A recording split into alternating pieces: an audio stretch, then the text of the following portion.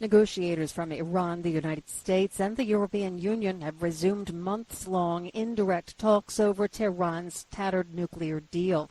That's even as international inspectors acknowledged on Thursday that the Islamic Republic began a new expansion of its uranium enrichment.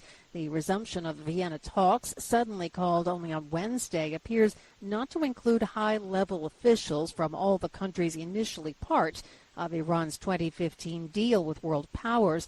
This comes as Western officials appear increasingly pessimistic of a deal to restore the accord, and the EU's top diplomat has warned the space for additional significant compromises has been exhausted. A Russian judge has convicted and sentenced U.S. basketball star Brittany Griner in her drug trial. AP Washington correspondent Sagar Meghani has the story. Griner had told the court she made an honest mistake in having cannabis oil at Moscow's airport. I've never meant to break any laws here.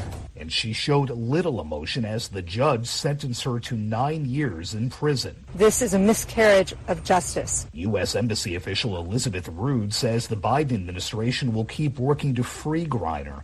President Biden calls the outcome unacceptable and urges Russia to immediately release Griner after a politically charged trial, which could lead to a prisoner exchange. Sagar Meghani, Washington. Taiwanese authorities say China fired at least 11 ballistic missiles into water encircling Taiwan on Thursday. This comes a day after U.S. House Speaker Nancy Pelosi wrapped up a visit that Beijing sharply criticized. It was the highest-level U.S. visit to Taiwan in 25 years. U.S. House Speaker Pelosi met her South Korean counterpart in Seoul on Thursday. It was part of her fourth stop on her Asia trip. The two sides vowed to support efforts to maintain a strong deterrence against North Korea and achieve its denuclearization. Tensions are running high as the ruling party in Senegal and its main opposition coalition have both claimed victory in legislative elections. The outcome is expected to be announced sometime today. Afghanistan's Taliban administration claimed Thursday it had no knowledge that slain al-Qaeda leader Ayman al-Zawahiri was residing in Kabul when he was killed late on Monday. It warned of consequences if the United States breached Afghan territorial sovereignty in the future, though it did not specify what those consequences would be.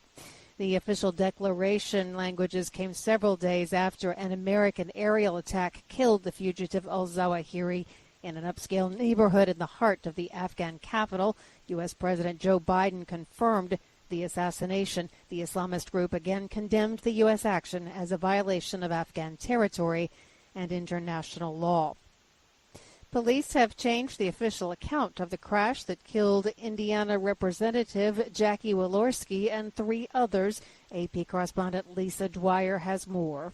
Police have now changed their description of the crash that killed Indiana Republican U.S. Representative Jackie Walorski. They now say it was the SUV driven by Walorski's staff member Zachary Potts that crossed the center line, causing the head-on collision. Walorski and 2 members of her congressional staff died in the Wednesday afternoon crash in northern Indiana, along with the woman driving the other vehicle. The sheriff's office initially said that the car crossed into the Congresswoman's SUV's path, but the office now released a statement saying investigators decided that their preliminary determination of which direction the vehicles were traveling was incorrect. I'm Lisa Dwyer. The United Nations group of experts said it had solid evidence that Rwandan troops conducted military operations in Eastern Democratic Republic of Congo between November 2021 and July of 2022. And that Rwanda has supported the advance of the M23 rebel group. The findings were contained in a confidential report seen by Reuters on Thursday. Rwanda has denied accusations by Congo's government supports the M23 and that it has sent troops into the country. And our top story once again this hour, negotiators from Iran, the United States, and the European Union have resumed months-long indirect talks over Tehran's tattered nuclear deal.